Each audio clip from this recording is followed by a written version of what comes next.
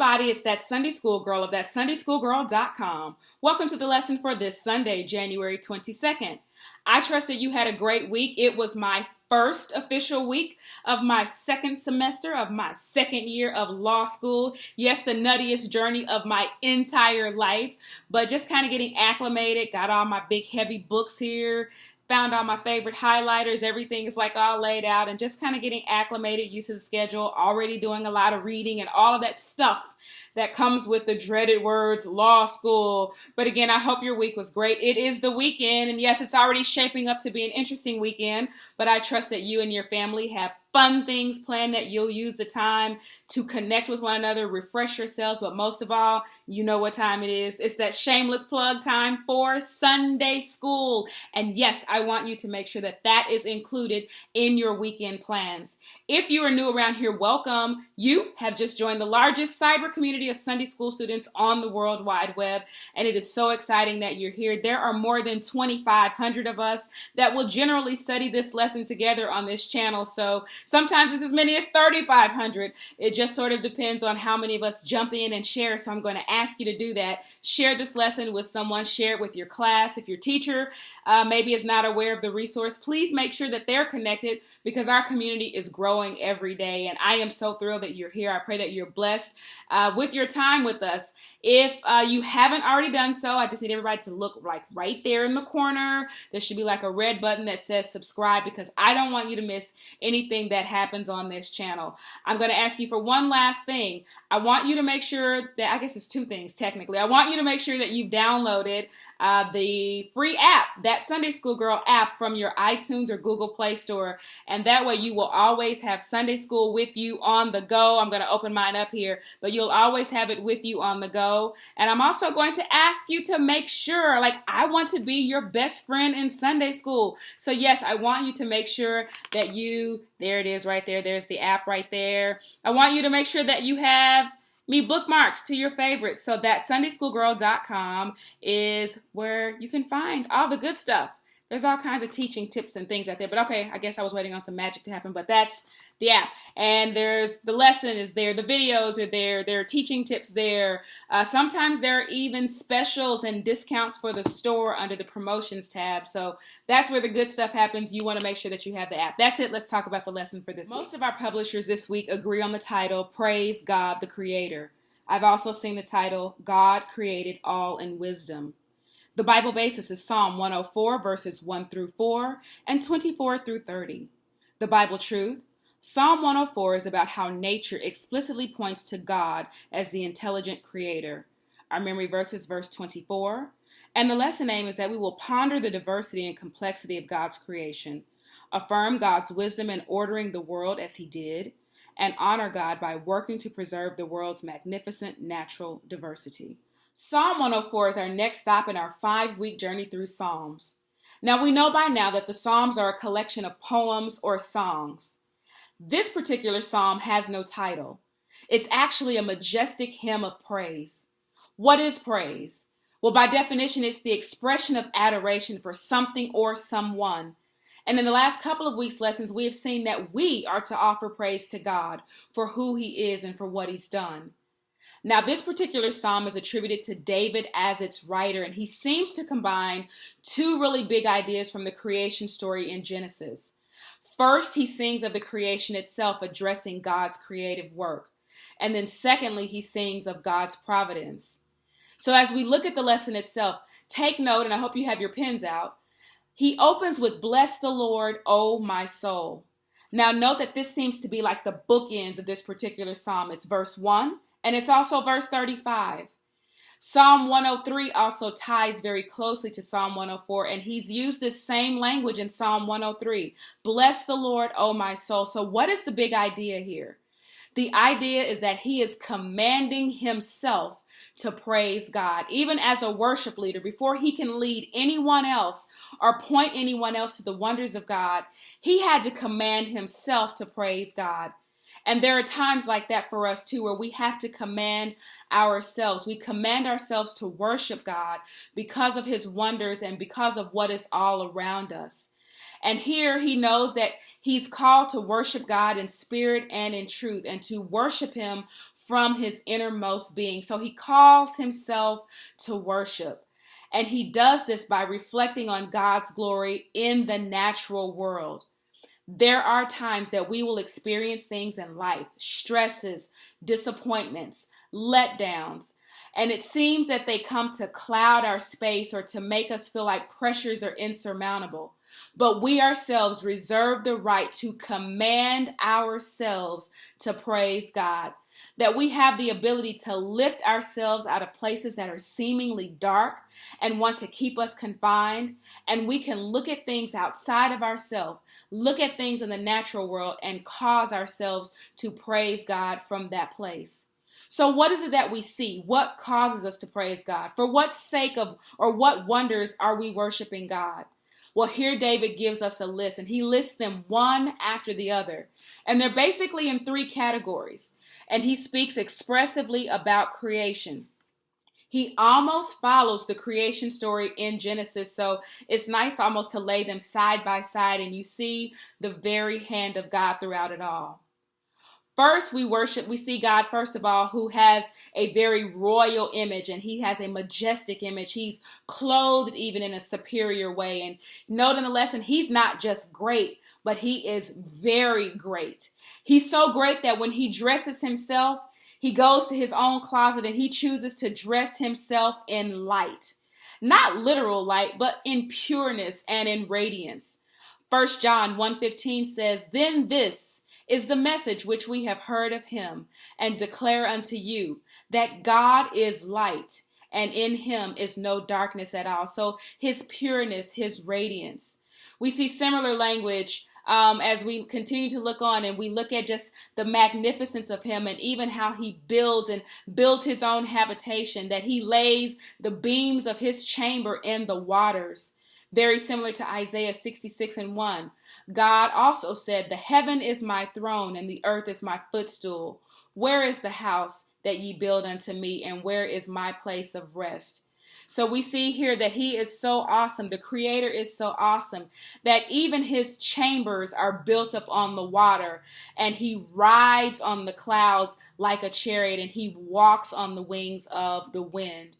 Not only that, but we see that he employs angels who go out and do work for him, and they operate under his will. Then we see these buckets of God's creative work. So first we see God's wonders and creative power in creation itself. And God is worshiped as the creator of all things. So here, like we see in day one in Genesis is the beginning of creation, and we see the creation of light. And that's the first thing that David mentions. God is wrapped in light, and we see light even in the writing here. Ephesians 5:8. "For ye were sometimes darkness, but now ye are light in the Lord. Walk as children of the light." So the first thing we see in creation is light. So we have this ultimate picture of the lordship of God, even his house being on the waters, built at the highest point, where he sits and rules over everything. And basically we see this idea that he has this huge canvas on which to display his wonders. And in the lesson we see the sky, the clouds, and now the water.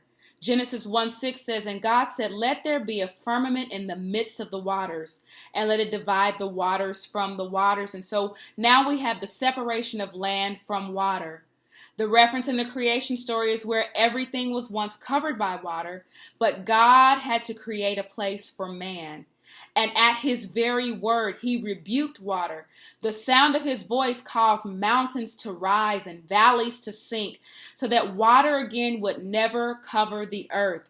He set boundaries that water could never cross. And that's always fascinating for me. Like when I'm at the beach, I literally sit for hours and look at the fact that there is a line. And although we see the water brush up against the coastline, the water does not overtake us. When we consider just how much water is in the earth, that fascinates me, that God truly sets the boundaries so that it does not overtake us on the earth. Next we see God gives us the essentials for life. Verses 10 through 13. In day 3, God provides water for what he created, and water we know is essential for us to be sustained. In verses 5 through 9, we saw the threat of water, where water had the ability to consume the earth.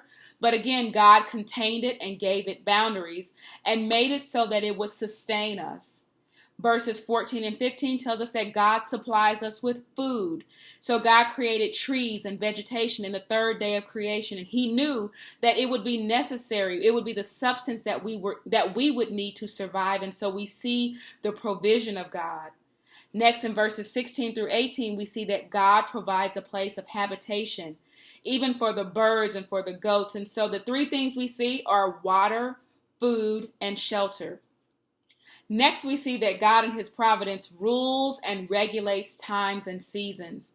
And in day 3, the creation of the moon and the sun as timekeepers for the earth. The moon marks seasons, and the sun knows when to rise and knows when to set.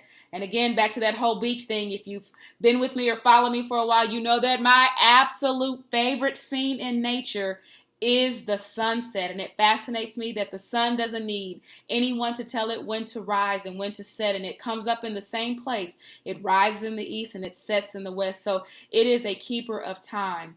And then the writer goes on to tell us that there are a vast number of things in creation.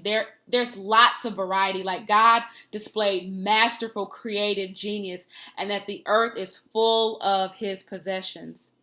He was really pushing us to see that we should have our dependence upon God, that every creature should depend on God. Every creature, in fact, does depend on God, whether they are creatures in nature or even his human creation. We depend on the providence and provision of God. And then God sits back and he rejoices in his creation. He rejoices over what he's created. And even looking at his divine plan and just how masterful things are, I was rather looking at just how things can seem so chaotic. Even in creation, things didn't have order. In Genesis, we know that it was without form, it was void. But God is able to tame even things that seem chaotic. And the lesson goes on to talk about the sea. And the sea sometimes functions as a symbol of disorder or chaos or fear.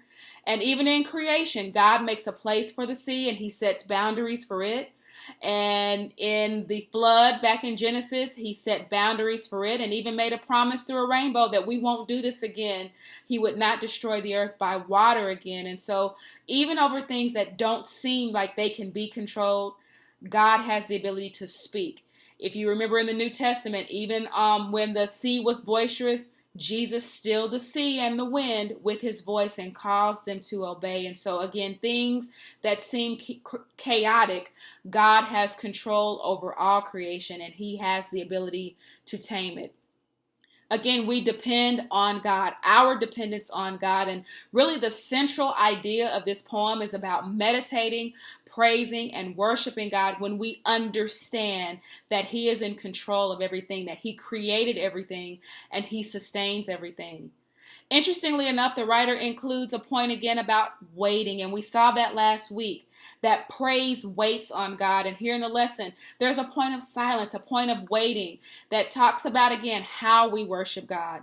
But we see that God preserves life through the life-giving power of his Spirit. We see that in our lesson in verses 27 through 30. Let's go to verse 31 and 32. The glory of the Lord shall endure forever, and the Lord shall rejoice in his works. He looks at the earth and it trembles. He touches the hills and they smoke. This language mirrors some that you'll see in Zephaniah 3:17. The Lord thy God in the midst of thee is mighty. He will save, he will rejoice over thee with joy, and he will rest in his love. He will joy over thee with singing. And so the writer says that I will rejoice in the Lord as long as I live. When you look around and you see all of creation and you see the hand of God, it causes us to rejoice. I will sing as long as I live. I will praise God for as long as I have my being. Similar language again in Philippians verses 4 and 5 of chapter 4.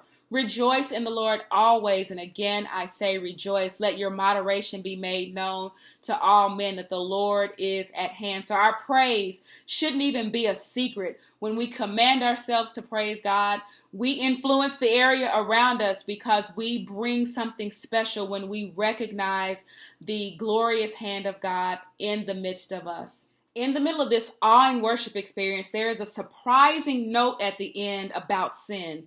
Check out verse 35. Just because the psalmist is worshiping doesn't mean that he's turning a blind eye to the dark side of life.